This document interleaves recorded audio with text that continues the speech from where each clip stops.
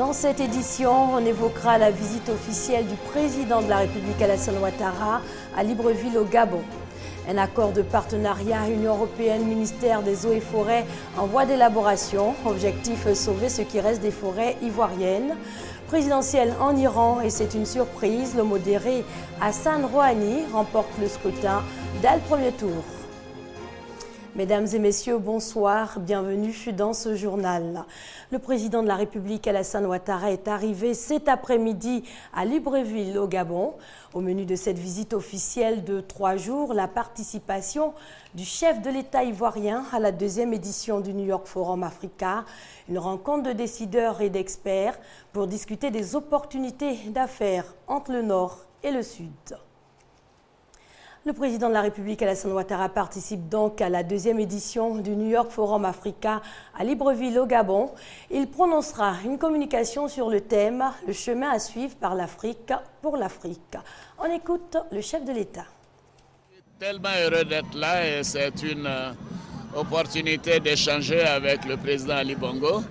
Et nous nous voyons souvent, nous nous téléphonons souvent, nous nous concertons sur les grands sujets. Et là, je viens particulièrement pour le forum New York Africa. Et nous parlerons bien sûr de l'Afrique, des possibilités de développement, de la jeunesse africaine. Et j'ai également le grand honneur d'avoir été choisi pour parrainer la 12e promotion de l'école d'état-major. Et donc c'est une grande joie d'être là. Une étape importante vient d'être franchie en Côte d'Ivoire pour lutter contre l'abattage illégal et préserver ce qui reste des forêts ivoiriennes.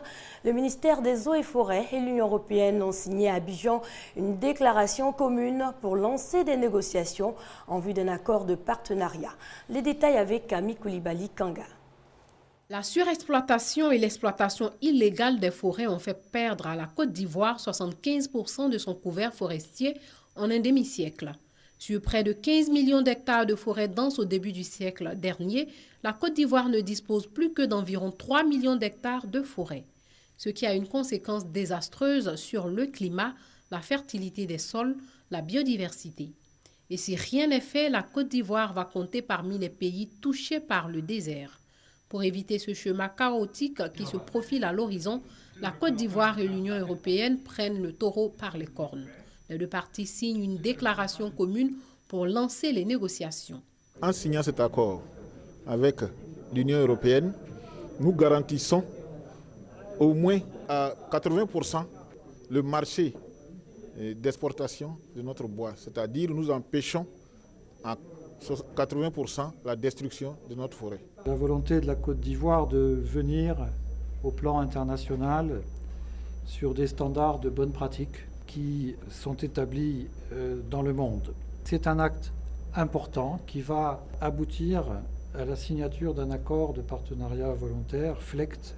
Ce processus FLECT est la réponse que l'Union européenne veut apporter à la problématique de l'exploitation illégale des forêts.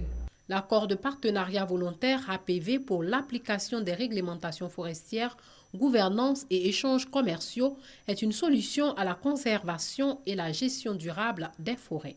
Quand on sait que la Côte d'Ivoire exporte autour de 70% de ses produits usinés vers le marché de l'Union européenne, il était important effectivement pour nous que nous adhérions donc à ce processus afin de garantir non seulement la part du marché que nous avons sur l'Union européenne, mais également de contribuer à sécuriser nos ressources, à protéger nos massifs forestiers. D'ici à 2017, la signature de cet accord de partenariat volontaire sera signée par la Côte d'Ivoire et l'Union européenne. Et les autorités ivoiriennes doivent relever un défi, celui de restaurer le couvert forestier à au moins 25%. Demain, 16 juin, célébration de la journée de l'enfant africain. Ce sera l'occasion de dénoncer la démission de certains parents et parfois l'impuissance des pouvoirs publics quant au respect des droits des enfants. Justement, sur cette question, les enfants sont encore nombreux à ne pas avoir d'extrait d'acte de naissance. Heureusement, le service d'aide et d'assistance aux réfugiés et apatrides sillonne les régions de Côte d'Ivoire. À Toupa, il a procédé à la distribution de jugements supplétifs à 3000 enfants. Grâce Kando. Esso Delima Williams, 7 ans, est élève en classe de CP1. Et tout ce temps, elle n'avait pas d'extrait de naissance. Une situation qui est maintenant corrigée grâce au service d'aide et d'assistance aux réfugiés et apatrides. Deima a enfin un jugement supplétif et elle n'est pas la seule. Elle allait à l'école comme ça parce que j'ai demandé pardon et puis on a accepté. Je suis contente parce qu'aujourd'hui, ma petite fille a un extrait que désormais ça peut la servir beaucoup de choses. Lorraine a eu son extrait. Elle va pouvoir aller à l'école pour plus tard travailler avec son extrait. Tous ceux qui n'ont pas d'extrait de naissance, que leurs parents aillent à la sous-préfecture pour faire les extraits de naissance. Ce sont au total 3818 enfants âgés de 0 à 5 ans qui ont désormais leur nom inscrit dans les archives de l'état civil de Tupa et de Lopou. Une initiative que le Sahara compte bien poursuivre. Nous sommes là, de concert avec le HCR, pour permettre aux enfants d'exister juridiquement. Des documents juridiques qui permettent d'identifier les uns les autres et qui leur permettent de poser les actes de la vie civile, de la vie de tous les jours. Le nombre d'enfants sans papier est ainsi réduit dans la région des Grands Ponts, mais il reste encore beaucoup à faire. Selon le Haut Commissariat des Nations Unies pour les réfugiés, en Côte d'Ivoire, plus de 2 millions d'enfants sont sans extrait de naissance. Pour réduire cet écart, les parents sont donc invités à déclarer les naissances de leurs enfants dès l'accouchement. Puisque nous y sommes, restons donc à Tupa, cette localité du département de Dabou, située au sud de la Côte d'Ivoire, à fière allure. Néanmoins, des problèmes subsistent, notamment dans les domaines de la santé et de la lutte contre la pauvreté. Grâce à Kando. Tupa ou Lutupa en Adjoukro signifie village où il fait bon vivre. La population étant confrontée à de nombreuses difficultés. Le centre de santé urbain de la localité a de réels besoins. Le personnel soignant ne sait plus où donner de la tête. Au niveau de l'évacuation, c'est très difficile. Nous sommes obligés de référer les malades avec les transports communs. Il n'y a pas d'ambulance. Donc vraiment, quand il fait tard comme ça, aux environs de 2 heures, nous devons évacuer les femmes enceintes urgemment pour soit une césarienne. Il n'y a pas d'ambulance. Je ne suis pas logée. Je suis actuellement dans la chambre des gardes. C'est là-bas que je me débrouille. Avec ma fille, mon aide. Je suis venue trouver une ancienne. Elle, ça fait 5 ans qu'elle est là. On a partagé les jours. Elle fait 1 semaine, elle descend et puis moi je monte. Je fais 1 semaine aussi. Donc ça fait que vraiment nous avons des difficultés. Pour sortir de la pauvreté, les femmes à Djoukrou et Malinké misent sur plusieurs activités. Confection de la tiéké, fabrication de savon et préparation de l'huile de palme. Ici on fait de la tiéké. Bon, la tiéké bien fait. C'est ça qu'on fait et puis on prend ça pour manger et c'est ça qui nous rapporte de l'argent ici. Voilà, mais maintenant comme on a planté un peu de VA, ça fait qu'on n'en trouve pas encore assez de manioc. À Tupa, c'est notre travail qui est là. Travail de graines là, huile rouge. On prépare 3 jours après on pile et puis on grille. Le lendemain, le jour on pile là, le lendemain on pile, c'est fini. 1 semaine après, les gens viennent prendre pour aller vendre. Dans le marché, il y a les femmes qui quittent Abidjan pour venir, ailleurs plus qu'Abidjan, mais pour venir prendre. Tupa est situé à 22 km de Dabou. Ce village compte plus de 10 000 âmes. La page culture de cette édition, et c'est une page souvenir, tout d'abord avec cette dédicace de l'ouvrage consacré à la biographie du chanteur ivoirien François Louga, décédé il y a 17 ans, la vie et le parcours du papa national immortalisé par le journaliste écrivain Lébri Léon. Le reportage de Franck Quadio est dit par Laetitia Manglé.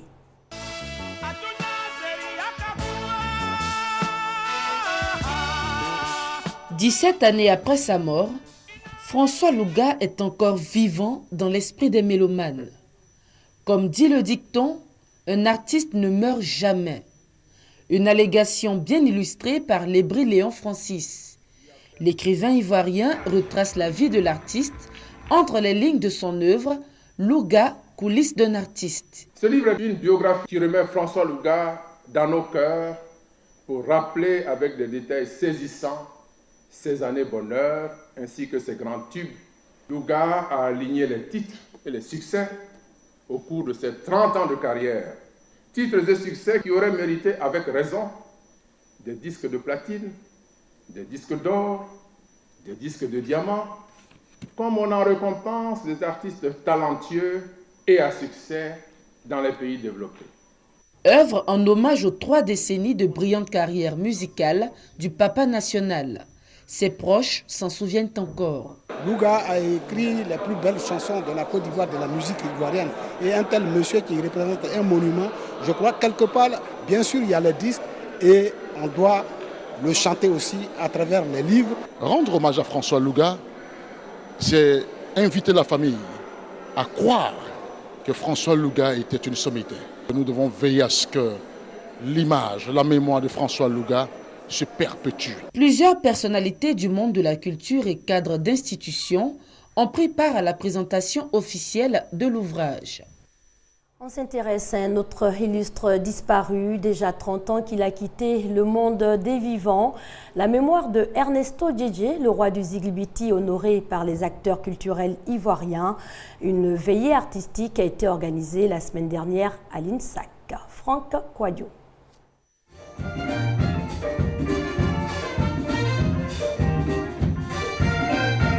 Le rythme rapide de la batterie et le son bien marqué des cuivres, l'orchestre des enseignants de l'Institut national supérieur des arts et de l'action culturelle revisite le répertoire d'Ernesto Djedje, le roi du Ziglibiti, décédé il y a 30 ans de cela, le 9 juin 1983 à Yamoussoukro, à l'âge de 35 ans.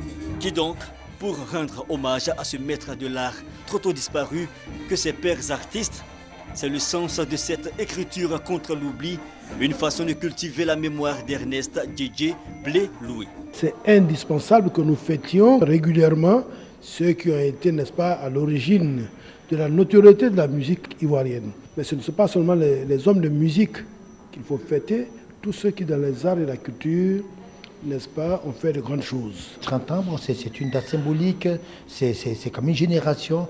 On aurait pu faire 25 ans ou 50 ans. C'est le chiffre symbolique dans le parcours d'un individu. Le décor est donc planté et l'INSAC du 10 juin au 30 novembre 2013 sera aux couleurs du New Entrée nationale. 30 ans, l'anniversaire du décès de M. Djedje est aussi une occasion pour redonner à l'INSAC sa vocation d'école, de formation d'excellence, mais aussi de pérennisation de notre mémoire collective.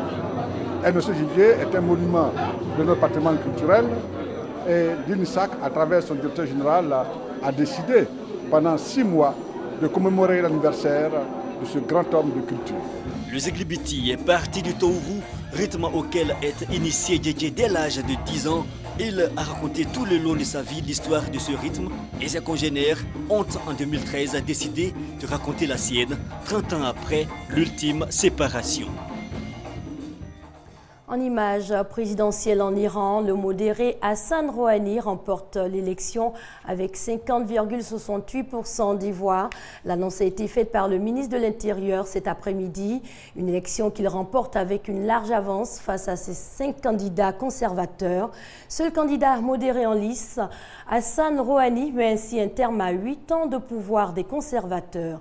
Le président élu de la République islamique d'Iran à 64 ans, il prône plus de souplesse dans le dialogue avec l'Occident. En République démocratique du Congo, l'heure est plutôt préparatif des élections. La nouvelle commission électorale nationale indépendante a prêté serment devant la Cour suprême de justice. C'est un retour aux affaires qui passe mal en République démocratique du Congo. Pour la 2e fois en 7 ans, l'abbé Malou Malou prend la tête de la très contestée commission électorale, malgré l'hostilité d'une partie de l'opposition et de la société civile, qui le soupçonne d'être à la solde du président Joseph Kabila. Des accusations sur lesquelles l'abbé ne reviendra pas lors de sa prestation de serment. Il promet juste un mandat irréprochable. Je prends l'engagement solennel de n'exercer aucune activité susceptible de nuire à l'indépendance de la Commission électorale nationale indépendante. Critiqué jusque dans les plus hautes sphères de l'Église congolaise, l'abbé peut tout de même compter sur le soutien des militants du parti au pouvoir, venus en nombre devant la Cour suprême de Kinshasa célébrer sa nomination.